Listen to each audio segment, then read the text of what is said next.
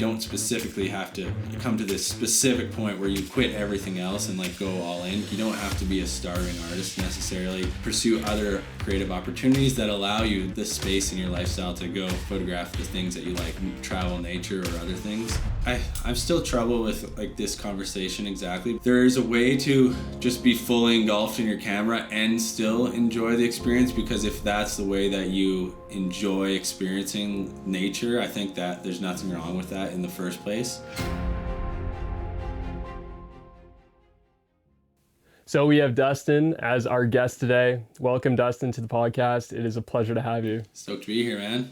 No, we haven't chatted too much, but I liked your work as soon as I saw it, so I'm excited to chat and hear some of your thoughts as well as answer any of these questions that you said you had. Thank you so much. I really appreciate that. Would you mind just sharing who you are and what it is that you do? Oh, well, I can easily answer who I am, and my name's Dustin, or Dusty as most people call me, Cressy, and I am from Alberta, Canada. If you're not Canadian, that's just about the second from the west of the country. And I am, I guess, digital creator for the most part, but I do commercial and personal photo and video. That's a really roundabout way of saying like I'm a photographer and videographer, but it all started from creating for myself and just capturing my adventures. So I still haven't really nailed down what that exact answer is of what I do, but I make imagery for the internet and for brands and businesses to kind of market their either offering services or experiences. That's awesome. That is so cool, man. It's awesome that you have so many skills. It's great that you like put them together and utilize those. Yeah, it's been really, that's why I say it's like so hard, and even like I never really have a proper answer. I should think about it a little bit more, but really at the end of the day, it's like sharing my experience through either telling that for a brand and what they're trying to get across, but like truthfully from the base of it, it all started from just sharing my loves and passions like travel, for skiing, adventure, and other things outdoors. So that's what I'm really trying to do, is share and inspire for other people to like kind of chase those goals for themselves. And that's the basis of what I'm trying to build more into my brand these days, but that's where it all comes from. That's amazing. So what was life like before photography, and how were you introduced to photography?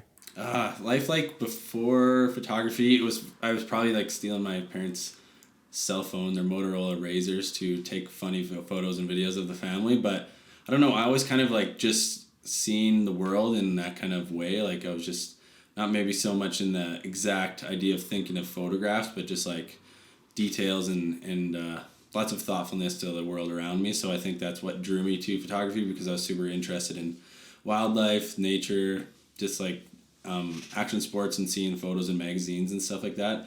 So like I said, I was a freestyle skier, which is what kind of originally got me into making videos and taking photos, is because my friends and I were taking photos and videos of each other doing tricks and whatnot on the hill. So that's like where I picked up my first camera, and then I bought a Canon T1i or something like that and just kind of went away to the races. But because I was skiing so much, I kind of stepped away for a little while, and then before I dove back into it again. I can't remember exactly the question there, but Yeah, no, that's perfect. It's cool how your love started very young. Did it start off with the whole skiing realm, or was there like other sports involved as well?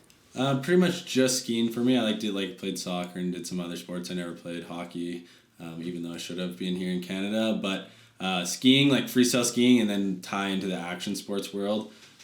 So like just riding quads, dirt bikes, snowmobiles, and everything growing up, and then just seeing those photos like through Nitro Circus or X Games, all this stuff is like, they're very intertwined. So that type of media, I think, like especially back in the late 90s, early 2000s, were like really popular, especially in like pop culture even. So just seeing that content all over, and like we're watching MTV or those other things that have kind of different ways of sharing that, or that just when the X Games was getting more and more popularized. So it was more so just like action sports specifically in terms of imagery, and like even yet it was just like, oh, we're just capturing what we're doing, and we weren't looking at it so much artistically at the time. And I think that's why it was so just easygoing and fun at the beginning, until I started to like realize there was like more of an artistic component to maybe capturing what we were doing instead of just documenting. That's so cool.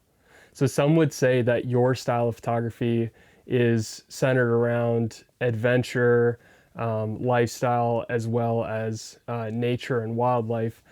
Do you feel that that market in particular is oversaturated right now for people looking to get into that niche?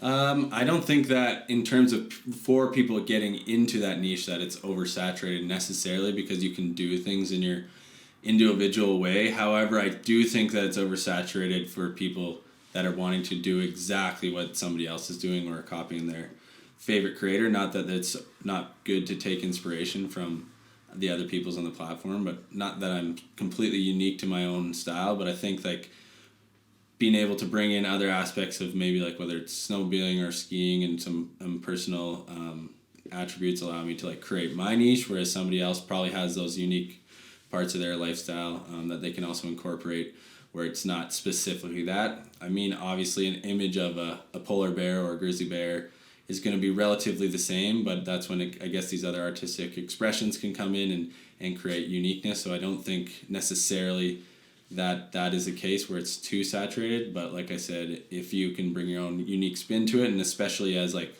personal brands are building specifically to social media, everyone can incorporate other aspects of their life to make their brand completely unique to anybody else. Yeah, I like that. I like that because we all have different creative perspectives and we all kind of evolve as our journey progresses. And yeah, it's good to get inspiration from people, but as well to expand as you continue to grow and as you see the world through your own perspective. I just find it so interesting the way I think about things. I have met other people that think completely different ways, but like I don't necessarily even think of myself as a photographer, even though that's like the basis of everything. It's like I like experiencing all of these other things, but I like being able to capture it and like retroactively go back and look at it in detail, like wildlife, which I'm super passionate about, and all these other things like very deeply interested in. So just being able to go a little bit beyond and actually share this in like an artistic way from my experiences versus just like taking an iPhone photo, which isn't bad either, but I think of it like these experiences first, and then like the photography is the medium in which I can like showcase this interest, I guess. And even though I need to be a good photographer to do that, I still like am more interested in these other aspects, and photography and getting better at that just allows me to share those better, I guess. I still am toying with this concept too, but that's the best way I can explain it. Yeah, I think that's a really good explanation of that. Why do you think that you were pulled to nature and wildlife to photograph that?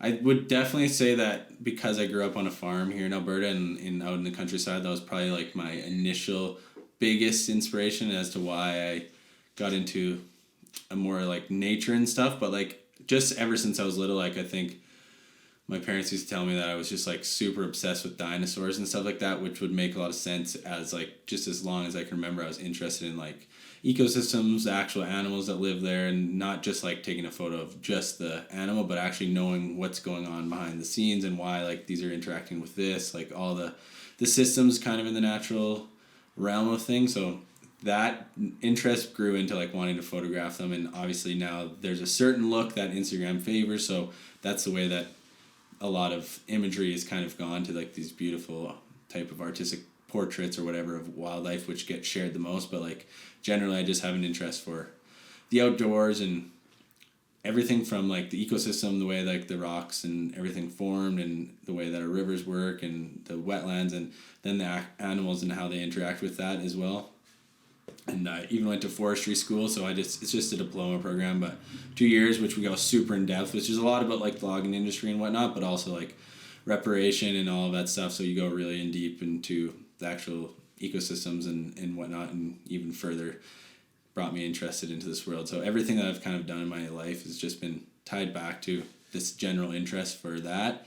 Not that I don't have interest in people and like societal stuff like photographing street and stuff like that. I love to travel, but when I travel, I generally even just travel with the basics of focusing on wildlife or another type of landscape that I want to do. So when I look at everything, pretty much all around what I'm doing in the creative world is either focused on experiencing that or sharing that experience, or hoping other people get excited to go and do that for themselves. Yeah, that's awesome. Did you ever think that you do something other than photography? Like you had said that you went to forestry school. Was that a possibility to pursue something within that field? Yeah, totally an opportunity to pursue something in that field. And like, I didn't even I originally was like, oh, I want to become a pro skier and whatnot until I was like into 18, 19, 20. I can't remember exactly the last year I competed, but right around when I graduated high school, so or a few years after. So that was like my first interest in like kind of semi direction. Then I quit that, and then I was like, okay, I'm not exactly sure what I'm going to do, but I'm going to go traveling, and picked up the camera. So like that's when that spark kind of did arise. And I don't even think, again, it wasn't necessarily that I want to be a photographer, but I was like, I always wanted to be self-employed. So it was like, oh, there might be a path here to use the camera and the opportunities related to this kind of like media world to get to that point. And then, of course, going through school, I did see a bit of a path that kind of started to open up there. And I actually did wildfire fighting for 3 years, and I worked for a mill for a year just to get some experience. But I still continue to grow like the photography and videography side of things, and there's so many directions that you can go online, and so like when you build that skill set, you can start to see a little bit more doors opening it up, I would say. So pretty much for, I'd say, like the last 5 so years since I graduated school, or while I was during school, I was like, I'm not going to do this. I'm going to go with photography and build a business online and through commercial freelance video and photo. So I guess for the longest point, I didn't really have any other direction except for really like focus on doing this. So do you think that when you weren't doing photography, that doing those other jobs fueled you towards photography that much more and kind of sparked that fire inside of you to say, okay, yes, I do really want to do this, and it really fueled your passion? Yeah, and actually, like I think that's a really good point because I did it while I was building up to this point. So like I found wildfire, which was seasonal. I worked for like 5 to 6 months in the summertime.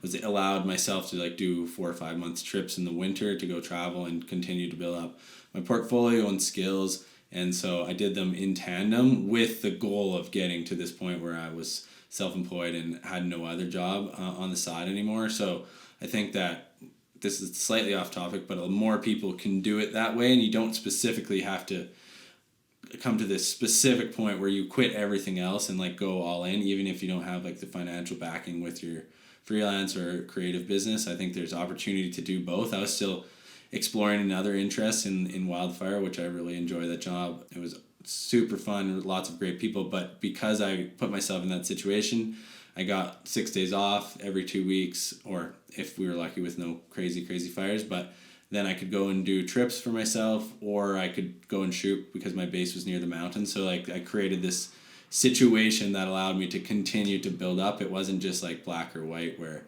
I was shooting photos or I wasn't shooting photos. I've just like made it part of my lifestyle so that I can continue to build this up. And I think, like I said, there's a lot of opportunity for people to do both, even forever, or build it up till it's sufficient enough to like go self-employed or full-time. Yeah, that's a really good point. I just want to highlight that again. Like, I really like how you said that, you kind of built up your lifestyle around your photography. Like, obviously, you put yourself in a position where you could photograph the things that you love to do. And I think a lot of people get hung up on the fact and the reality of, I'm not in a place or a position in which my niche is. And so I think it's so valuable to go and be in the places that your niche is going to flourish. And whether that is working a side job and then being able to, for example, if you're going to be shooting fashion, you'd be either in Vancouver or you'd be in Toronto or you'd be in Montreal. And that's where you would be, you would work your side job, but then in your off time, you'd go shoot fashion. And like, it's the same thing with you. You were in the mountains, you were central to the mountains, and that was what you love to shoot. And so you set yourself up within a position. And I think that that's so crucial. Yeah, I appreciate that. It's like a huge thing that, especially like meeting younger creators, or I was in that position for a while too, but like, because again, like photography necessarily wasn't the specific thing, I was building this lifestyle of stuff that I enjoyed, and it was like financially focused as well as the creatively focused or lifestyle focused, but I was making decisions together that brought me to like a calmative place that allowed me to do that. And like you said, with the fashion instance, even if you aren't able to move out there right away, like you could make a trip once a year and go do that for 10 days straight and do that until, even if you're young, you could probably get away with that until you graduate and move out of your parents' house or whatever that situation. But unique to your own situation, there's usually something to figure out and allow you to kind of get that way. Even like when I started traveling, like I bartended while I was freestyle skiing just to make some extra money, and then saved up for like, I don't know, a year or two until I could do this big backpacking trip. But I bought the gear at that, like just before I left, like a full frame camera and a couple other lenses so that I could like really go hard while I was traveling and learn while I was on the road, I guess. So that was just like another instance of something unique that you can build yourself up to getting to that point. And I think, yeah, everyone has a certain unique option in their situation, but the more that you can figure that out to like build things up around what you want to do and make it not only easier on yourself, but make it actually like inspiring and possible is going to help you out in the long run for sure. Yeah, that's a fantastic example. Going into kind of switching gears, for the people that are looking to make photography a business, what is one of the ways or a couple of the ways in which somebody that's interested in wildlife, nature, or adventure photography, how can the people that are pursuing these niches make money from those crafts? Yeah, I think like just even before you go into any of those niches, I think anybody has to make the understanding it's like you don't have to make money directly from the thing that you really like to do.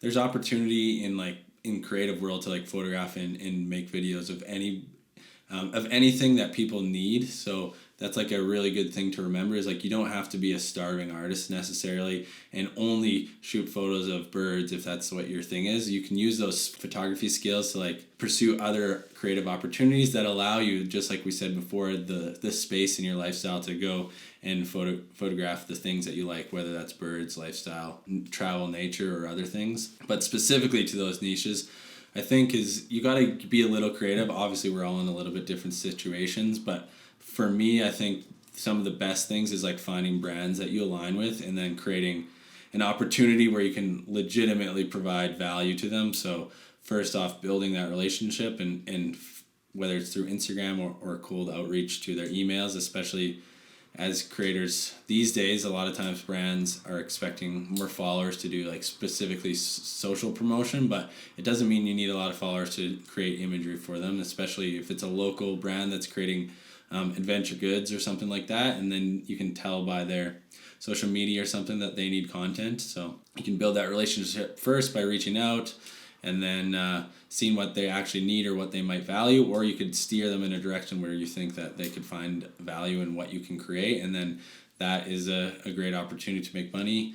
I think depending what you're into, you can sell prints. These I could name a bunch of things that are very generic, but like I said, it's very specific to where your skill set is like specifically. And again, the outdoor adventure niches can be a little bit more tricky because it looks like on social media that people are just out enjoying themselves and running around in the mountains, but if you look into most of the creators' businesses, they've figured out a good opportunity to, whether it's to provide assets for hotels, do affiliate links, or focus more on doing digital products or something like that. Just kind of work through what your skill set can best provide to the direction that you want to go, and then figure that out for yourself. I know that's not really the best answer for everybody out there, but that's the more that you can do that, I think that is going to help you in the long run.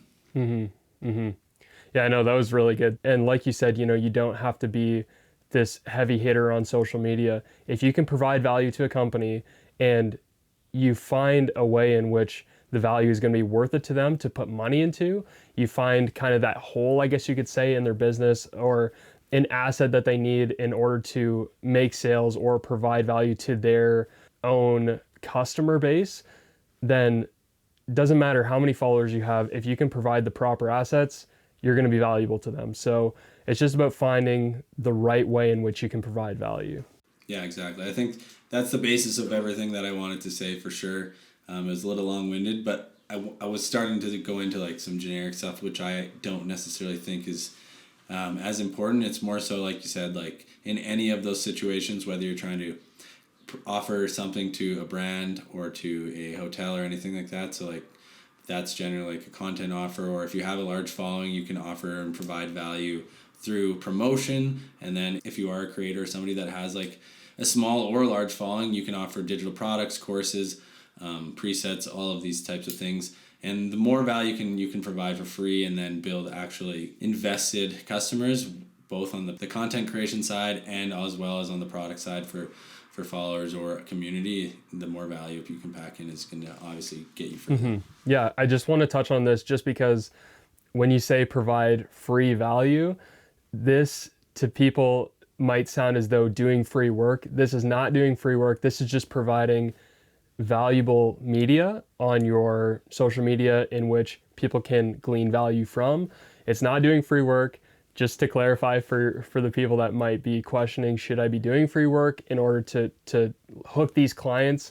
It's more so about providing the value on your social media in order to find interest from your client base. So yeah, of course, that's starting to change the topic a little bit, but yeah, it's always tricky in terms of that stuff because there's so many different directions, and especially with pricings, all things like getting to the point where you're able to make money, especially in these niches that we're talking about, of outdoor travel, lifestyle, and wildlife, which you mentioned, can be a little bit more tricky. But I think like just deciding on like what your end goal is. Do you want to make a full-time income? Do you want to build like a follower base? Do you want to like create like fine art prints, or really figuring that out before you're like just trying to make any type of dollars is definitely going to help you out in the long run, because I think just kind of knowing where you're going has allowed you to seek out the right resources to enable you to get there, especially if you're looking for courses or creators online that are able to support you. So you recently had shared on your Instagram that you had rapidly grown your Instagram account. Do you mind sharing how you've been able to grow so fast on your social media and how that has directly affected you and your business? Yeah, well, I mean, if you look at it over a long time period, like we said, kind of when we were chatting before, it's like since I first like started, I think my account on Instagram started in 2012, and then I maybe like 2014, 15 is when went traveling. So that was 3 years, which I wasn't using it. But from 2014 or 15 until now, which is almost 10 years, I've been posting relatively consistent. Obviously, I'll explain here in a minute. I've increased it significantly in the last while, but over that time span, I guess it wasn't really fast. So first off, I would just say that like people can't necessarily expect a massive growth, while there are opportunities to grow it fast. But this year, I just decided that my goal was like I wanted to focus on actually building up a bit bigger of an audience. I had around 15,000 or something at the start of the year, which I don't take that for granted at all. I was very grateful to have like people that were invested in the stuff that I was creating. But there is opportunity with brands and also just recognition by larger brands and other businesses to do freelance or creative work.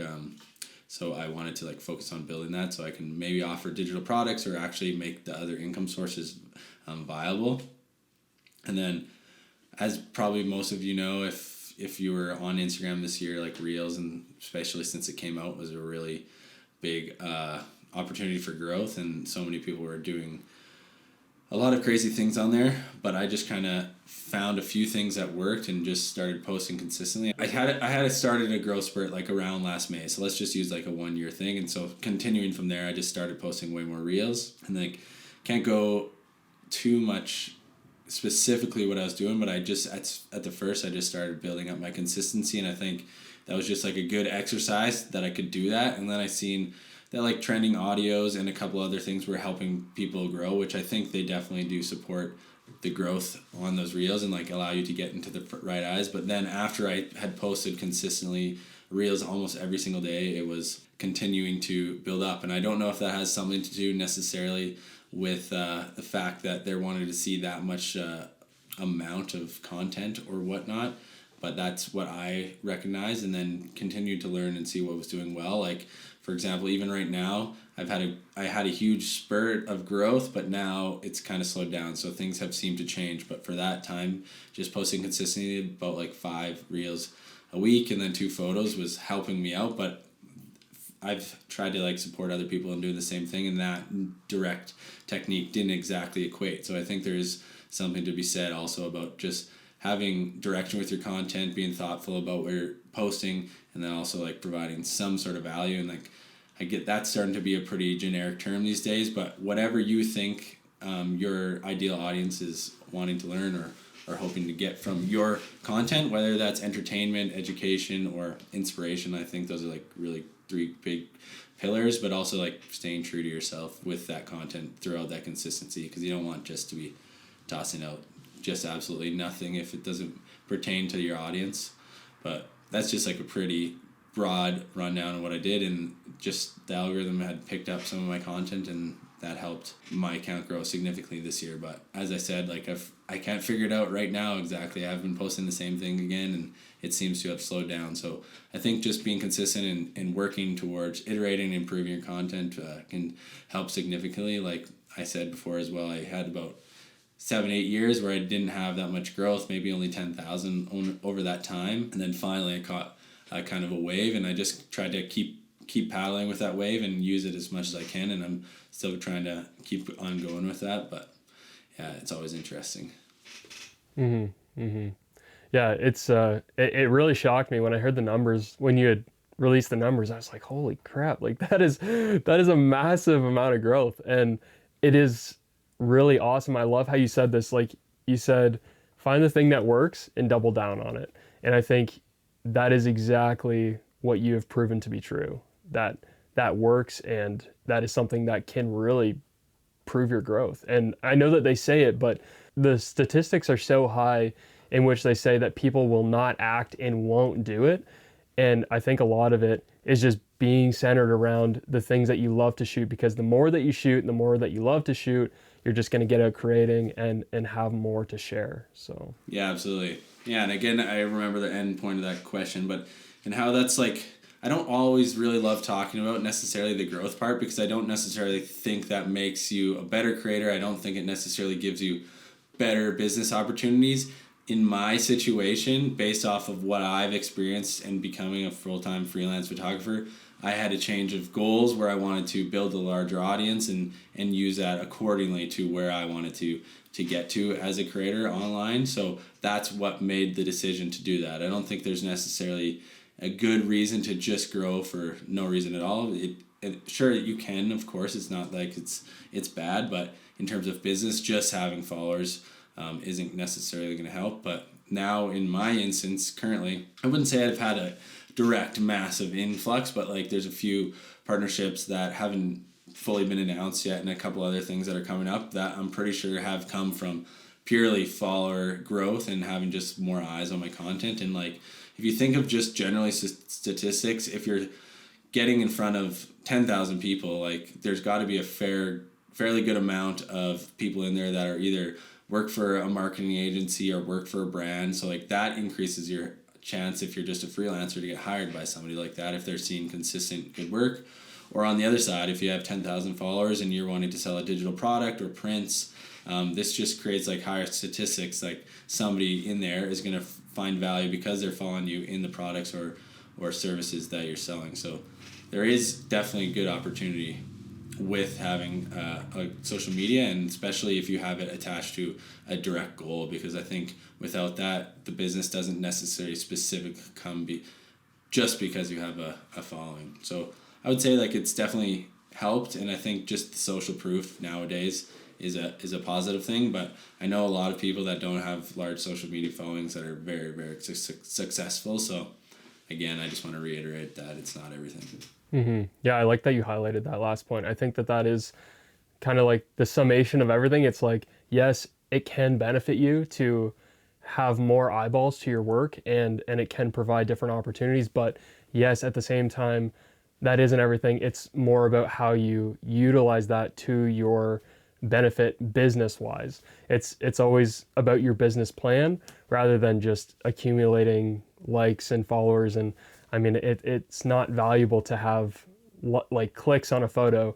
It's valuable to have interactions and networking and things along the lines of that. So I do appreciate how you highlighted that. If people were wondering about an example of what this would look like, would you be able to break down what your value proposition is to people, whether that is entertainment or whether that is information, or there was a third one, I can't remember exactly what that was. Entertainment, inspiration, and education, I guess, is like three pillars that help me decide on like content, I guess. But what my value proposition on social media is specifically, Is that what you mean? Yeah.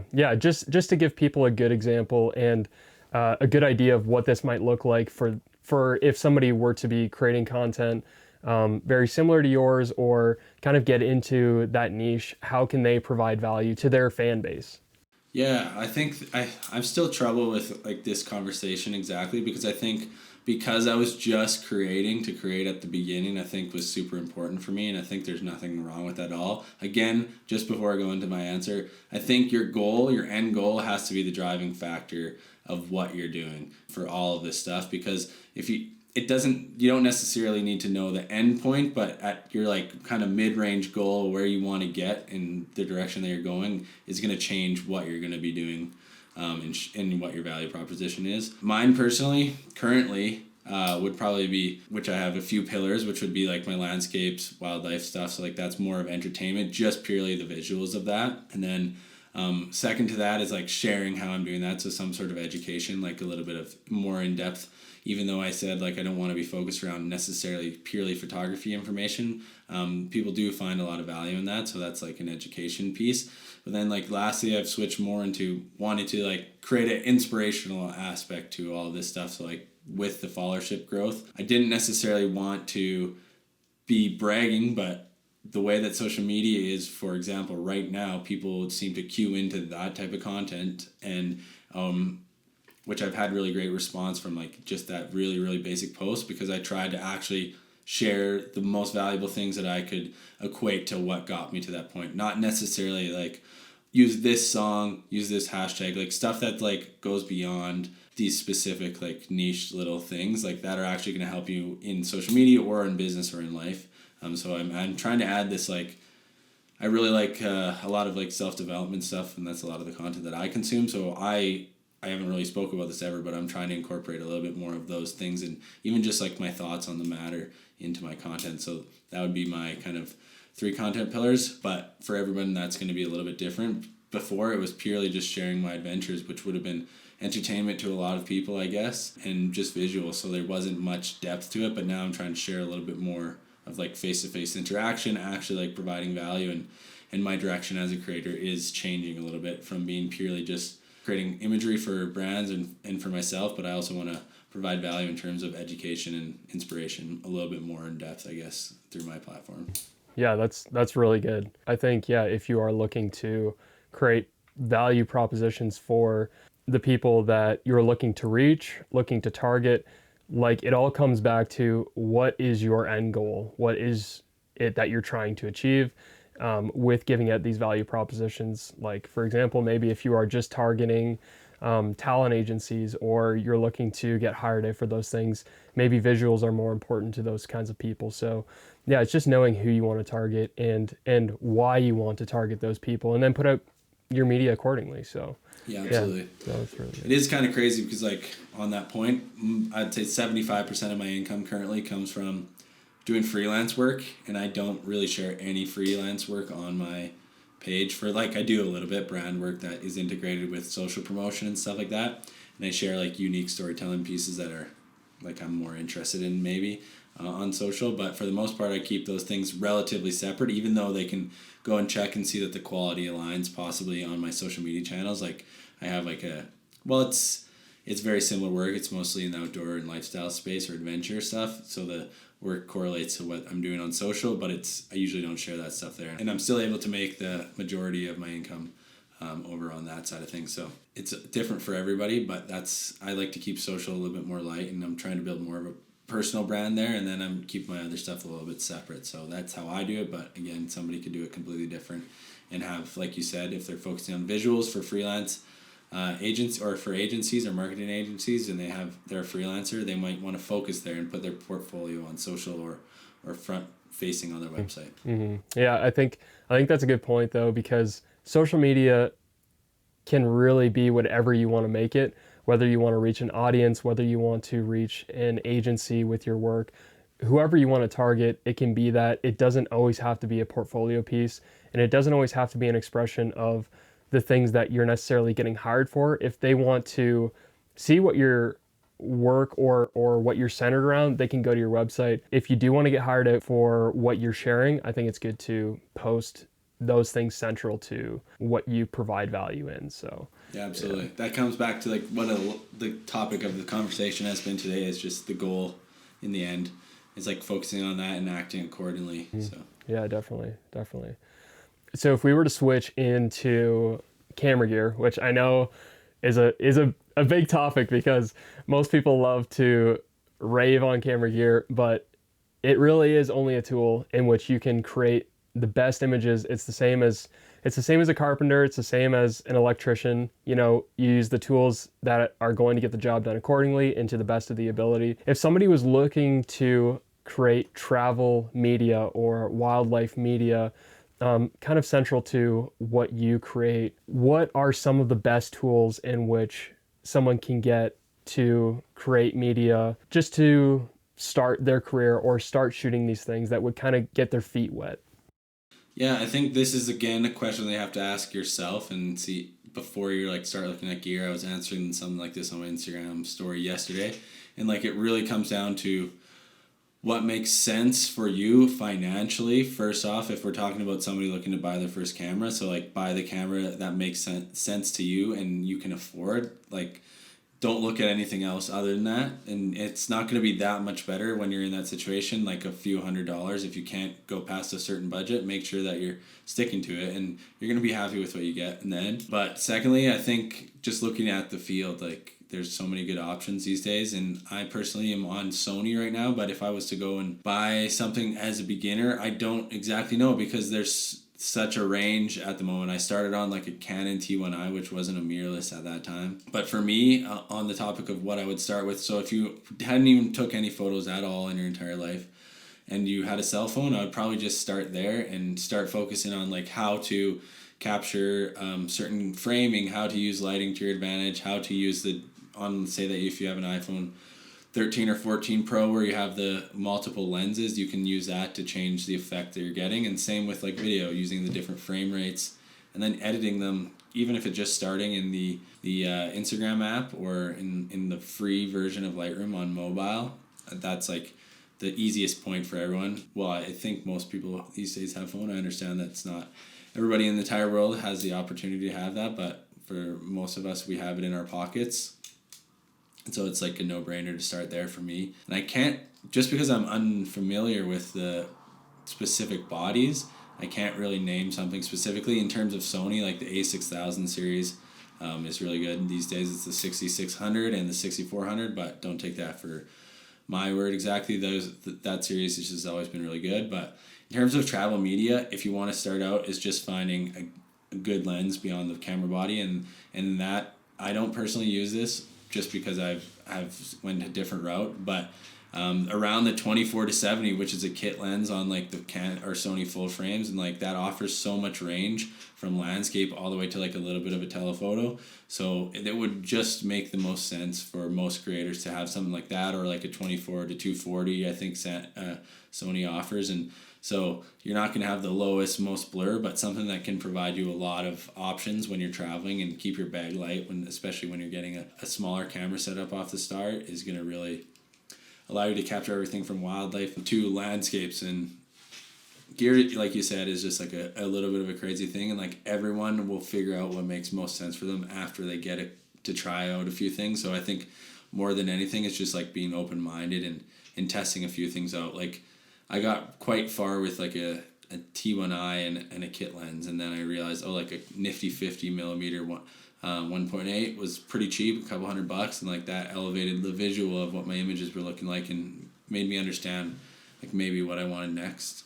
Yeah, that's a pretty long-winded answer, but it's definitely, it's a tough one, especially when you're starting out. But YouTube is your friend, and especially others in your circle around you. If you know somebody that's maybe either just a couple steps ahead of you in photography or whatnot, just ask them their thoughts, and then maybe even try out their stuff or go to the shops and try them out and figure it out that way. Yeah, there's a lot of value in the community of photographers. I mean, if you have questions, find somebody in that specific niche. Most people are pretty good to get back to you, and they genuinely just want to help you. So just be willing to, yeah, just like reach out and ask people, what are you loving right now? What are you using? Yeah, as you said, just some people that are maybe just a couple steps ahead of you. So yeah, again, like I don't like to have this gear conversation all that much because people take it to heart too much. And I think, again, you need to like make sure you can afford what you're wanting to purchase and look within that range, and then just try things out and kind of figure it out for yourself. And those for like especially the beginner stuff is going to help you the most, because you might be able to become a professional with a beginner setup, and it doesn't have to be the best on the market to make good images, and just getting out there and practicing is going to be more beneficial than stressing about getting the next best thing. Yeah, I think that Full-Time Filmmaker has highlighted this the best. Full-Time Filmmaker on YouTube, they have really shown the power of the beginner setup and how much you can do. It really is honestly just the person behind the lens or the person behind the video camera. It all has to do with that. And you can create some fantastic stuff. Like the cameras nowadays are incredible. Like, far beyond what you would have been able to start with at the start of your career. So it's pretty fantastic now what people have available. Yeah, no kidding. Even on the point of the iPhone, like I shoot most of my reels just for ease of use, because like I enjoy the creating and then being able to post it, and like I found like a way to make quite nice images in terms of videos for the most part just from iPhone. So it's cool, and it's a lot of fun to create with different mediums, I guess. So I leave my camera at home some days just because of that. Yeah, there was one reel that I saw on your Instagram. It was at Moraine Lake, and it was like a sunset. Was that shot with the iPhone? If you know what I'm talking about, that one. I think it was probably Pado Lake. Pado, okay. The one with the big view. Yes. Yeah, that's iPhone footage. It's crazy. Oh, that was insane. I was like, I wonder if this is iPhone. I just couldn't believe how much dynamic range that pulled, but it looks so clean, man. Yeah, that I think it's like the cleanest iPhone footage I've ever got. But I think in terms of making iPhone content good, it's like the lighting plays a lot into it. It doesn't do as well with like harsh light, so that was quite soft. The shadows weren't black yet, and like it just allowed for like a really, really crazy shot, and it would have looked good. It does look good on other cameras. I've still got to dig the DS or the mirrorless footage out of that one, but I haven't used it because it looked so good off of the iPhone. I mean, yeah, it would have almost fooled me just because of like how much dynamic range it pulled. I just was like shocked. I just couldn't believe it. Yeah, it's crazy. That's why I think it's fun. Just like trying different stuff. It like takes a little bit of pressure off putting my content on the computer and then taking it over to my phone, and it's just a little bit different. Yeah, I think it's so valuable to definitely start off with an iPhone, get used to understanding the basic concepts. As you said, obviously the iPhones don't shoot well in like the harsh lighting, and it's like understanding, okay, well, if it doesn't shoot well in harsh lighting, how can I get away from that? Or like just different concepts. So it's really good just to like build your understanding of photography or video from the start, and then kind of expand as you purchase and things along the lines of that. So. Yeah, exactly. I mean, and it goes with your goals again too. So like if you want to be a wildlife photographer, you might not even need a wide angle, or vice versa. So thinking of that beforehand, before just like blowing all your money and getting random pieces of gear that you won't use. Yeah, definitely. So if we go into one of the best moments that stands out in your mind that photography has created for you, what would that moment be for you? That's a big question. I've had it, in all honesty, I'm just like super grateful for everything that I've got to do with the camera, but there's like I don't really know. Some of the things that really keep always standing out is like photography didn't necessarily do it, but like the reason I wanted to go to Komodo National Park and see Komodo dragons and some of these wildlife memories is because I wanted to photograph the landscapes, but I also was like interested in seeing the dragons. But like that one specifically stands out to me. That I don't know why that popped into my head right now, but like it's usually like those really crazy little opportunities where you have, or like watching a sunset, but like there's like just a culmination of like those little moments. Recently I've been able to travel a little bit more, and I haven't had to pay for some stuff, and like just getting to that point has been to me like kind of a lifelong dream. So I'm super thankful for that as well, and that's all because of a camera. But in terms of a one specific moment, I think, like I said, like the Komodo dragons and some of these other travel memories that you might see on my page, like I'm very categorized. Like I have all these things in my head, and on my Instagram you can see most of them, but like all of those make up why I'm so thankful for it. It's just like this never ending journey and kind of just continuing to take the adventure along with my camera. Not the answer people probably want, but that's the truth in my mind. Yeah. That's fantastic. That's fantastic. I love it. I know that you had a lot of incredible experiences, and I know you've been a lot of places, but yeah, just to hear that one that really stands out in your mind, and that's so fascinating. I like that was the first that really popped into your mind. Yeah, That's I guess cool. there's a couple more too. I now that I'm thinking of a few more things. Seeing the sunrise in Patagonia at Mount Fitzroy, I think that is like in the top 5 for sure. And then also in Patagonia was photographing the pumas in Torres del Paine National Park. And so like you're on foot, they're known not to be dangerous to humans, but like I was within like 15 feet of them, and there's just like a year-old one, and just like walked by me, and it went up to the ridge and sat, and like the stars were behind it, and like that's just like. I was with my girlfriend as well, and like a super, super crazy memory, yeah. Wow, that's incredible, man. I'll try to post those. Since I got new software and stuff, I haven't re-edited those, so I should do a new version with the new denoise stuff that everybody's running and see how they come out a little better. Man, that'd be wild though. Yeah. I would love to see those shots. Yeah, they're way back on my Instagram, but that... specifically the pumas, I remember when that happened. I don't know why that didn't come to mind, but like those are like 2 of those big wildlife memories for me. But yeah, it was pretty wild. But it was really dark and not necessarily the pinnacle of photography for me, but I was there to photograph them, and I got to see them, and like I didn't even have a full size 200 or 600 or anything at that time, but I still got like this incredible experience because I was there with my camera. Yeah, that's so cool, man. Yeah, that's awesome that you're able to capture that. How do you find that you stay grounded when you're out shooting nature photography? Like in my mind, this is kind of how I am, and maybe you're different. I find it really hard to put away the camera when I'm in nature or in a beautiful place and just kind of take it in. And you're in nature probably a lot more than most people, and seeing some pretty incredible places.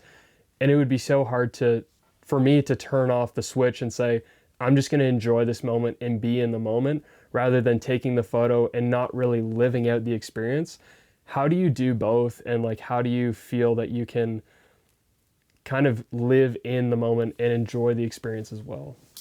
Yeah, I think this is an interesting question. Like I've been asking myself like across, not just photography, but across my lifestyle. And I think that there's a way to just be fully engulfed in your camera and still enjoy the experience, because if that's the way that you enjoy experiencing nature, I think that there's nothing wrong with that in the first place. But I also think like specifically in my situation, I'm able to get out so much, and I've been out all the time, that I get out when I don't take my camera as well. But again, like a big part of what I enjoy doing is capturing that in a certain capacity, but like you only see such a little part of it, and some days my goal is to get one specific shot, and like we won't shoot anything else the entire time. But like a way that I've found to make it even easier is like if I'm going backcountry hiking or something, if I can do like an overnight or a couple days, like either it's a loop or whatever, we're just hanging out at a lake, I can have time to get the shots in the location, but also time to like just put the camera away and then hang out. Most of the time it's based out around an activity, unless it's like something very specific that I've traveled for, or I've hiked into a specific spot. Like I'm usually going to like go fish at an alpine lake, or I'm going snowmobiling, and then I'm bringing along my camera. Skiing's like one of those things, which is a good point of this, is like I'll get iPhone clips, but like it's like one of my biggest interests and passions that I really love to do. So we don't ever really take out the big cameras. Like I get too excited and to enjoy it, where I need like just a filmer, or I just don't film at all. I just get carried away and like enjoy it for myself. So just finding that kind of middle ground and the way that is best for you is going to be the best in the end. But it is important to take that time, especially even if it's like everyone's done shooting and they're running back to the car, just like taking 5 minutes to just chill and breathing in. It helps you remember a little bit more clearly than like kind of frantically shooting frames. But I also think that's kind of par for the course and exciting as well, so nothing wrong with it. Yeah, that's true. Just having that one thing that kind of separates life a little bit more for you. Yeah. Keeps things real. Yeah.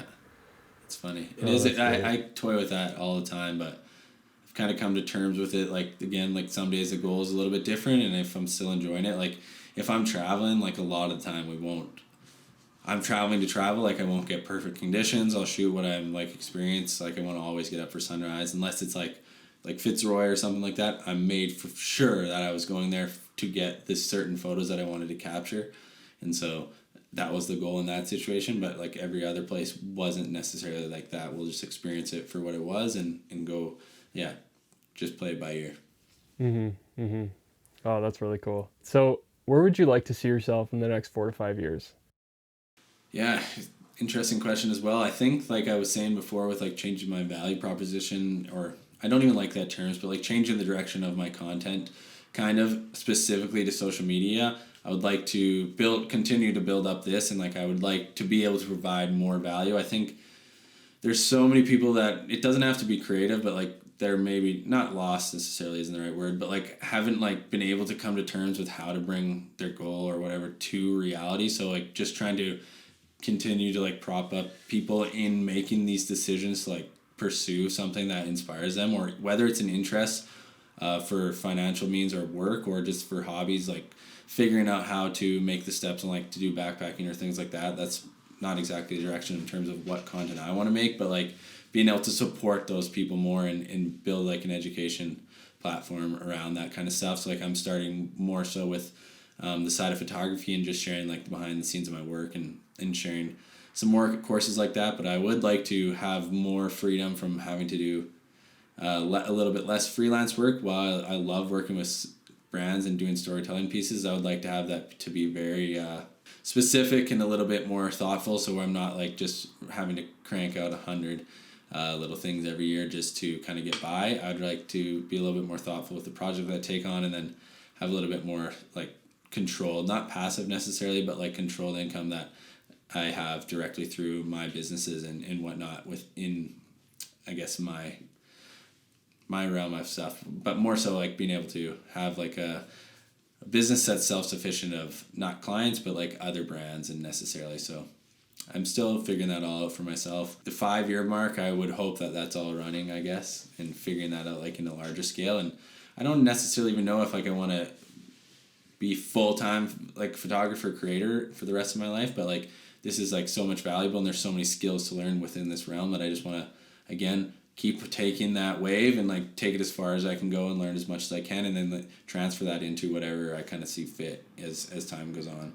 It's always like a continuous growth phase, and it's never ending. So I think that's right now I don't have the longest outlook on things, just like a couple of years more so versus 5 years, which seems to be quite a long time. But I think just heading in that general direction of having a little bit more control and input on what I'm doing on a day-to-day, so that I can and do these things that I enjoy and that I'm passionate about, but also helping people along the way. I think that's awesome, and I think like you're on a good road for sure. Like you're definitely helping people already. I know that your goal and mission has been, and you're showing more of that, is a desire to see the photography community, the ones that are trying to learn, trying to build their business around photography.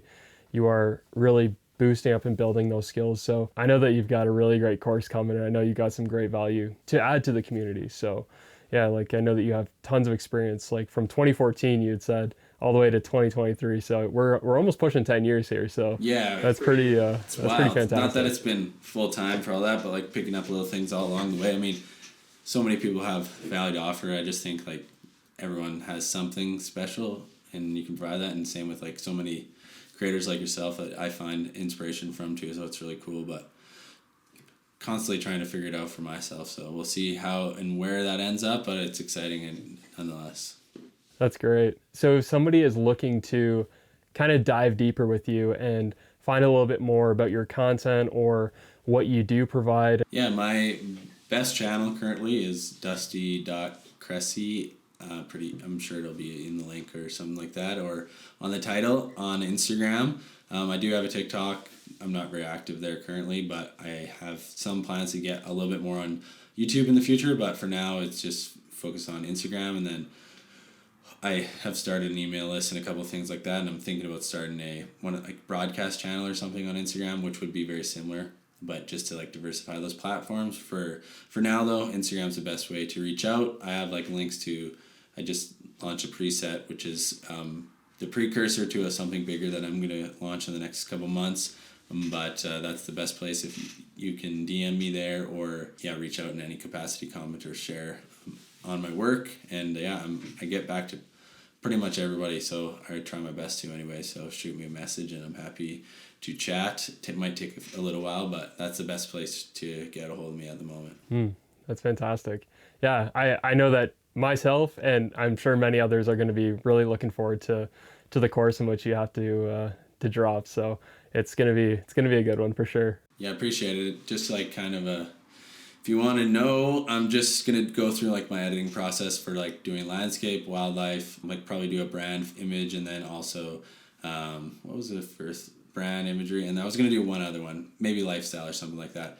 But I'm just gonna like do it in deep edit breakdown. Basically, it's not gonna be like ever game changing, but everyone has unique techniques on how they do that, and I've got a lot of questions on how I do it that myself. So I'm just gonna do a breakdown and keep it quite simple, but try to increase the preset pack that I have. I'm not gonna go just much more past 5, but keep it there, and then just go into depth and share why and what I'm doing with like capturing that image, also into the edit and like the end goal with each image, and then also show you how that process works. So if anyone's interested in that, keep an eye out for that. But I am excited. It's cool to like even also talk through your process. So it's been fun creating some of these more educational type products for sure. Yeah, as I've like started putting out content, it's made me a whole lot more aware, as you said, of like my process and how I create and why I create. And so yeah, it'd be really cool to create around that, and then be able to share that and kind of put that out into the world and allow people to glean more value, rather than doing the one-on-one. You can reach more people with